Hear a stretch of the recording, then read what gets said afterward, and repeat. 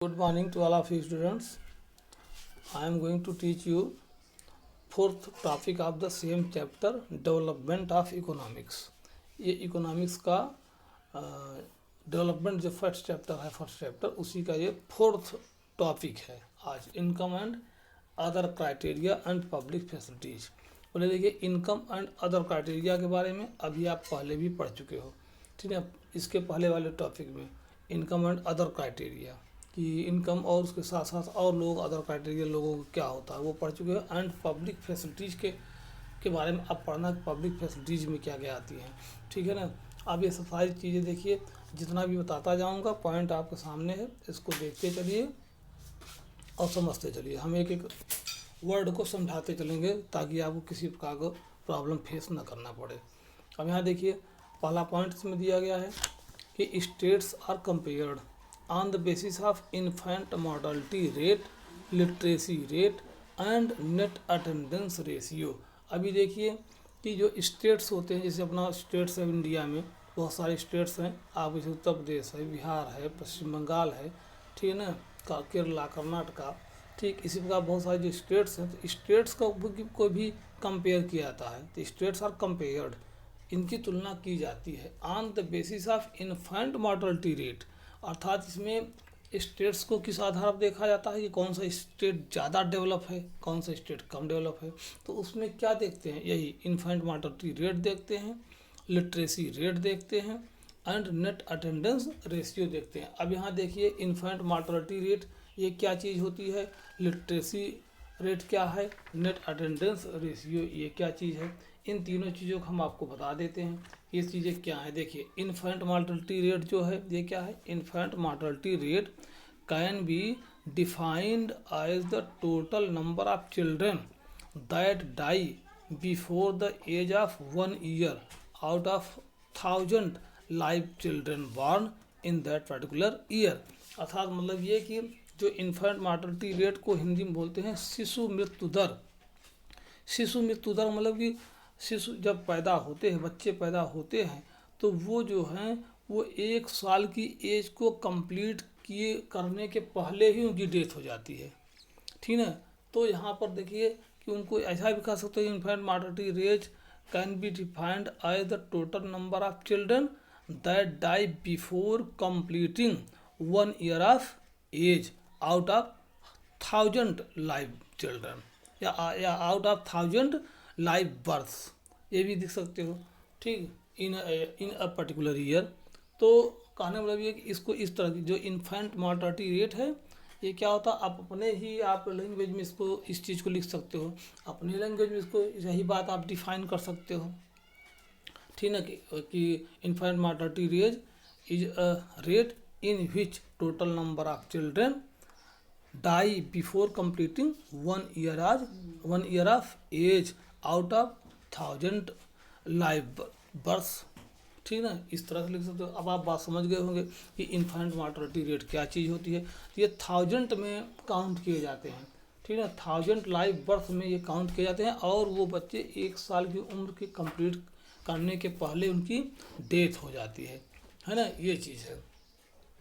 तो ये ध्यान रखिएगा आप इसको, ठीक है। अब ये बता दिया हूँ, इसको लिख भी सकते हैं आप, हाँ, वहाँ पर कि what is infant mortality rate, इसका उत्तर भी आप लिख सकते हैं। जैसा मैं बोला हूँ, वीडियो को पॉज करके रोक करके आप देख देख कर लिख सकते हो कि क्या बोला जा रहा है उसमें, है ना। कोई बहुत स्पेलिंग जो स्पेलिंग भी टफ नहीं है, आपके सामने इन्फेंट मॉर्टलिटी रेट तो आपके सामने ही लिखा हुआ है, बाकी तो आप जान ही रहे हो, कोई टफ मीनिंग है नहीं। अब अगला नंबर इसमें है लिटरेसी रेट। ये क्या चीज़ होता है, literacy rate can be defined as the proportion of literate population in the age group of 7 years and above। अर्थात 7 वर्ष या 7 वर्ष से पहले का नहीं, 7 वर्ष या उससे अधिक चाहे जो हो, ठीक है, कि कम से कम 7 वर्ष की उम्र तक जो ग्रुप होता है, पर्सन्स का ग्रुप या पॉपुलेशन का जो ग्रुप होता है, ठीक ना, उसके उसी के अनुपात को लिटरेसी रेट कहा जाता है कि इनका क्या अनुपात, कितने लोग हैं, मतलब जितनी जनसंख्या होती है 7 साल से लेकर के शुरुआत 7 साल से 7 साल से लेकर के 7 ईयर से लेकर के अंतिम चाहे जितना तक हो उतने उस एज ग्रुप में, ठीक है, उस एज ग्रुप में जितने पॉपुलेशन है उसमें कितने लोग लिटरेट हैं, कितने लोग पढ़े लिखे हैं, है ना, ये देखा जाता है।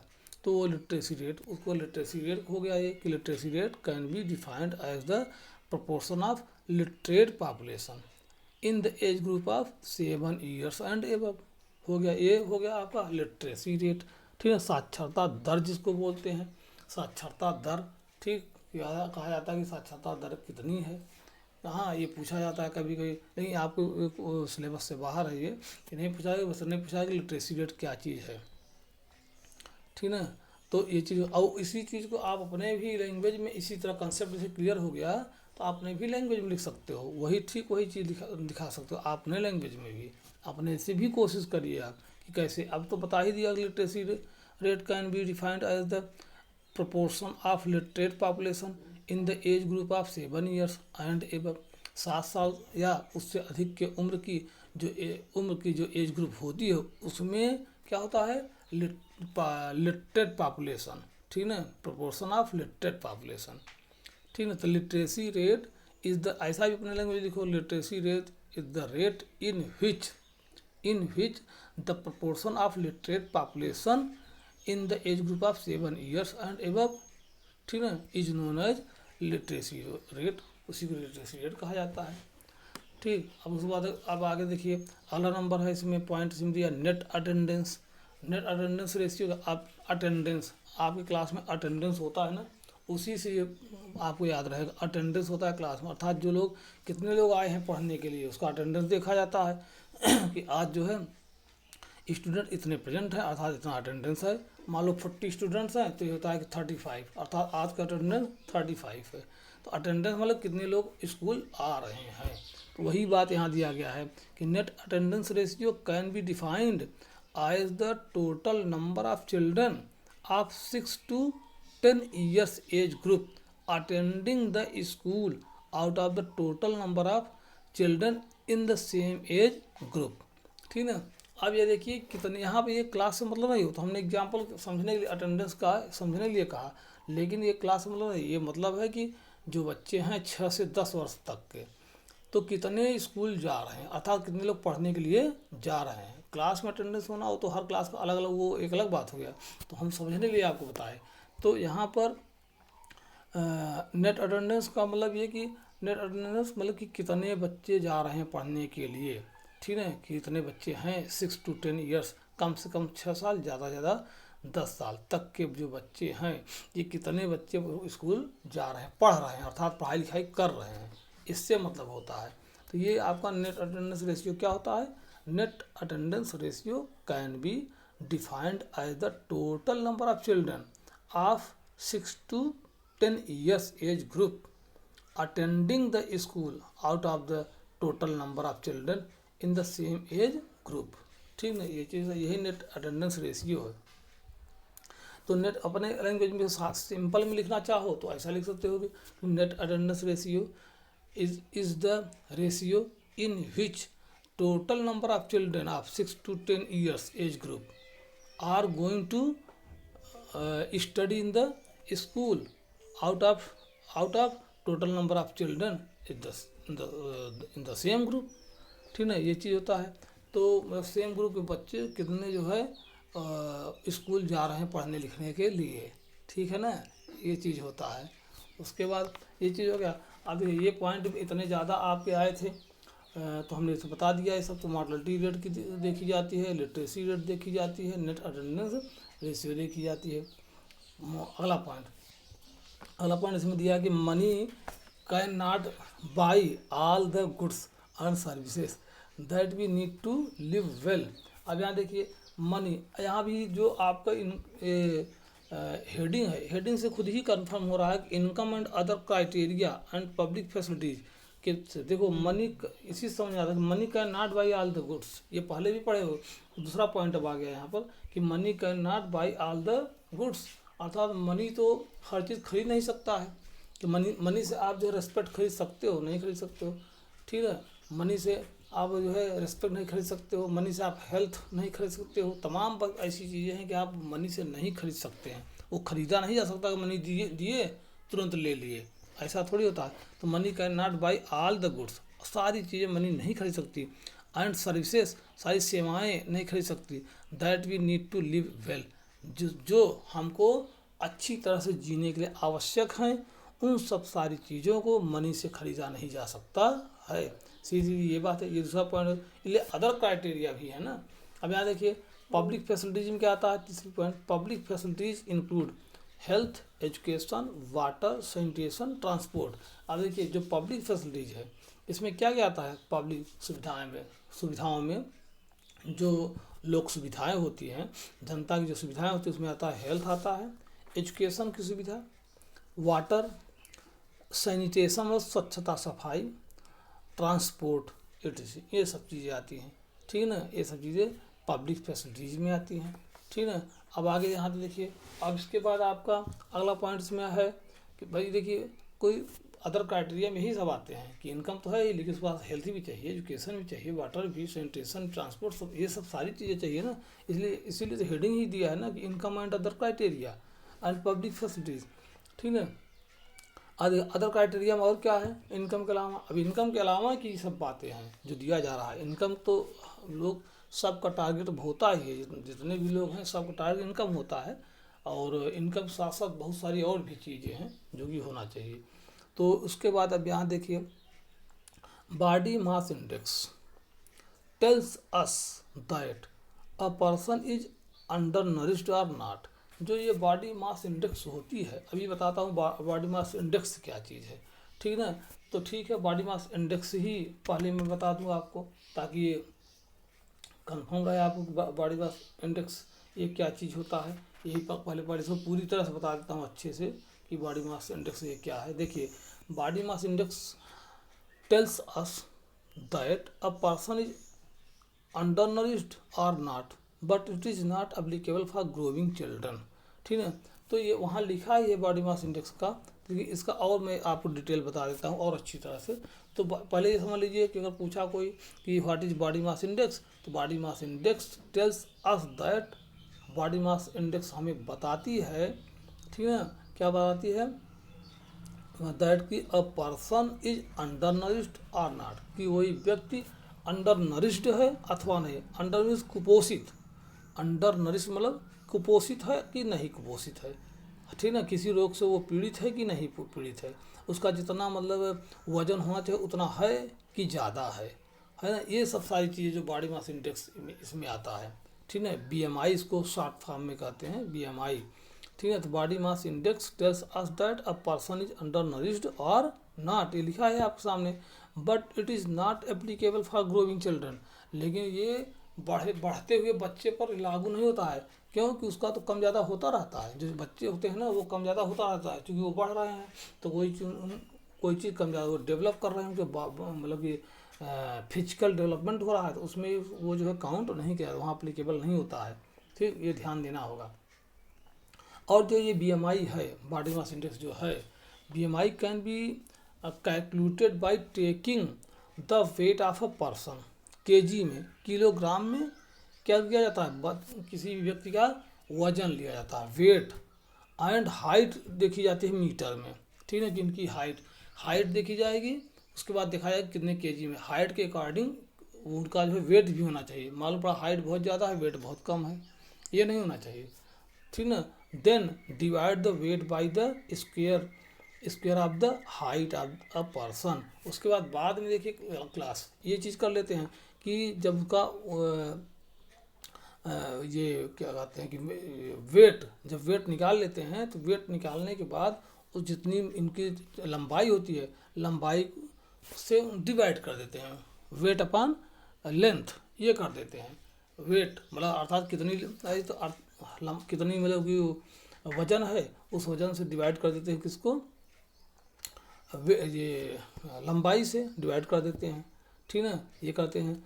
इफ़ द रिजल्ट, अब यहाँ देखिए अगर वो किया गया, if the result is less than 18.5 then the person is undernourished. अगर मान लो कोई अगर उनकी वजन है, किसी मान लो वजन जो है 50 किलो का है, लंबाई उनका काफ़ी ज़्यादा है मीटर में। ठीक है, अब वो किया तो अगर डिवाइड करते हैं, अगर 18.5 से अगर कम आता है अगर, है ना, तो then the person is undernourished, तब वो कुपोषित है ना, तब वो कुपोषित है। जैसे मान लो 40 kg का कोई है, 40 kg, हाँ 40 kg में अगर वो 40 kg का है और मीटर में मान लो 10 मीटर है, मीटर में तो 10 से अगर भाग दिया, कोई बच्चा हो या कोई हो 10 भाग दिया तो बहुत कम आ जाएगा। तो इस तरीके से अंडर निश्ट में 18.5 से नीचे अगर है, वीडियो पॉज करके सब इंपॉर्टेंट पॉइंट है लिख लीजिएगा। तो 18.5 से अगर वो कम है, ठीक है, किस में भाग करने से, वेट अपॉन लेंथ किसी का, ठीक है, इससे भाग करने पर अगर इससे 18.5 से कम आता है तो then person is nourished, undernourished. And if more than 25, अगर वो 25 से ऊपर है, द पर्सन इज ओवरवेट। इसका मतलब कि 18.5 से लेकर 25 के बीच होना चाहिए। अगर 25 से वो भाग करने पर 25 से अगर ऊपर आ रहा है तो ये क्या होगा, 25 से ऊपर आ रहा है, इसका मतलब वो पर्सन क्या है, ओवरवेट है। इसका मतलब ज़्यादा है, कम होना चाहिए, ठीक है, बहुत ज़्यादा भी नहीं, 25 से ऊपर नहीं होना चाहिए और 18.5 से कम नहीं होना चाहिए, और 25 से ऊपर नहीं। ये ध्यान दीजिए क्या करने पे ये सब आ रहा है, 18.5 और 25 डिवाइड करने पे इसको वेट अपॉन लेंथ, यही बॉडी मास इंडेक्स है, ठीक। और वो वेट केजी में रहेगा, अपॉन लेंथ मीटर स्क्वायर में रहेगा, ठीक है, यहाँ मीटर स्क्वायर किया जाता है, ये भी ध्यान रखिएगा, ठीक। तो ये सब रहेगा। तो ये चीज़ हो गया आपका, ठीक है ना। तो देखिए अभी आप समझ गए यहाँ पर, ठीक। और कभी कभी जैसे यहाँ पे हम इस तरह से इतना ही कोशिश कर रहे हैं कि ताकि आपको एकदम कंफर्म रहे, कोई दिक्कत ना हो कि वो बहुत ज़्यादा प्रॉब्लम है आप समझें। इसलिए मैं एक एक चीज़ यहाँ समझा रहा हूँ, जहाँ न समझ आए वहाँ वीडियो पॉज करके फिर देख लिया करिए, ठीक है, फिर से सुन लिया करिए, वो कंफर्म हो जाएगा, है ना। तो ये बॉडी मास इंडेक्स की बात हो गई। उसके बाद यहाँ देखिए पॉइंट, भले ही यहाँ पे तो 4 ही 5 पॉइंट रहता है, मगर उसको पूरा डिटेल करना पड़ता है, काफ़ी कवर हो जाता है इससे। तो उसके बाद यहाँ देखिए अगला पॉइंट इसमें है कि human development report is published by UNDP. अब यहाँ देखिए ह्यूमन डेवलपमेंट रिपोर्ट एक होता है, या एक जो है इसमें ह्यूमन डेवलपमेंट इंडेक्स भी एक होता है, ह्यूमन डेवलपमेंट इंडेक्स भी होता है, इसको भी समझाता हूँ। तो human development report is published, जो ह्यूमन डेवलपमेंट रिपोर्ट है ये पब्लिश की जाती है किसके द्वारा, यूएनडीपी के द्वारा, बाय यूएनडीपी। अर्थात ये जो ह्यूमन डेवलपमेंट रिपोर्ट है, अर्थात मानव विकास रिपोर्ट या मानव विकास सूचकांक भी इसको कहते हैं, और इसको शॉर्ट फॉर्म में एचडीआई भी बोलते हैं। ये तो रिपोर्ट है, ठीक है, अपनी जगह, लेकिन यहाँ एचडीआई ह्यूमन डेवलपमेंट इंडेक्स, जो एचडीआई इंडेक्स मतलब होता है सूचकांक, अर्थात सूची में किस नंबर पर है ये देखा जाता है। कि सूची लिस्ट में जैसे मान लो कई देश हैं, उसमें जो है ये देखा जाता है कि इस इतने देशों, मान लो सपोज दैट कि 100 कंट्रीज हैं, 100 कंट्रीज में ये देखा जाता है कि कौन सा मतलब किस नंबर पर है, ठीक है, ये नंबर देखा जाता है किस कौन सा देश किस नंबर पर है, ठीक, वो नंबर देखा जाता है। या स्टेट में भी देखा जाता है, एक देश के अंदर स्टेट में भी, हाँ कि किस नंबर, इतने स्टेट्स हैं, इस स्टेट में किस नंबर पर है, तो ये इंडेक्स होता है, ठीक ना। तो ये चीज़ हो गया। तो human development report is published by UNDP, ये भी जानते रहो, कभी कभी आ जाता है कि विच इंस्टीट्यूशंस पब्लिश्ड एचडीआई या ह्यूमन डेवलपमेंट रिपोर्ट, ये चीज़ भी रहती है, यूएनडीपी ये करती है। ये क्यों करती है इसको, to know the development level of a country, किसी भी देश के एक डेवलपमेंट लेवल, ठीक ना, जो कि स्तर जाने के लिए कि विकास का स्तर कितना विकास हुआ है, इसको जाने। अब ह्यूमन जितना ज़्यादा मानव विकास रहेगा उतना ही ज़्यादा विकास माना जाएगा। तो यहाँ देखिए अभी ये बता दूं आपको कि ह्यूमन डेवलपमेंट रिपोर्ट, अब देखिए ह्यूमन डेवलपमेंट इंडेक्स, ठीक ना, ये भी आपको पता चल जाएगा इसी में ह्यूमन डेवलपमेंट इंडेक्स क्या होता है, इसको हम पूरा डिटेल से बता देते हैं आपको कायदे से। तो यहाँ देखिए अभी ये human development index is published by the UNDP, ये आप जानते ही हो।